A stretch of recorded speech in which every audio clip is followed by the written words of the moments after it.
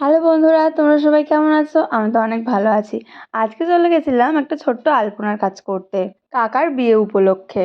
দুপুরবেলা মেহেন্দি পরে যেহেতু বিকেলবেলা কাজে গেছিলাম, তাই মেহেন্দিটা তখনও ওঠেনি। ও হ্যাঁ, আমার বোনও আমার সাথে গেছিল কিন্তু। প্রথমেই চা খেয়ে লেগে পড়লাম কাজ করতে। সবার ফেভারিট একটা লোটাস, সেটা দিয়ে শুরু করলাম কাজটা।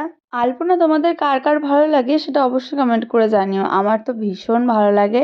যখনই কারোর বাড়িতে কোনো অনুষ্ঠান হয় বা কিছু হয়, আমি টুক করে সেখানে গিয়ে আলপনা দিয়ে চলে আসি। অনেকটা ঠিক ওই হ্যাংলার মতো। আলপনা দিলেই কেমন ছোটবেলাকার কথা মনে পড়ে, তাই না?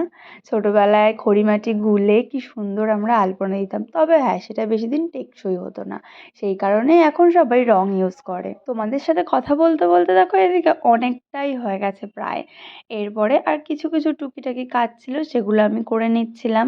আমি অতটা পারফেক্ট কাজ হয়তো করতে পারি না, বাট যেটুকু পারি সেটুকুই আমার কাছে অনেক।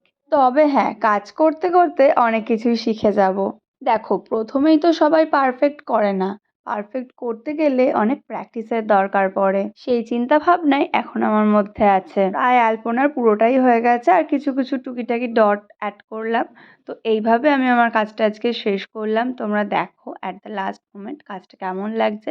তোমরাও যদি তোমাদের বাড়িতে এরকম সুন্দর একটা আলপনা করে সাজিয়ে তুলতে চাও, তাহলে আমার সাথে কন্ট্যাক্ট করতে পারো।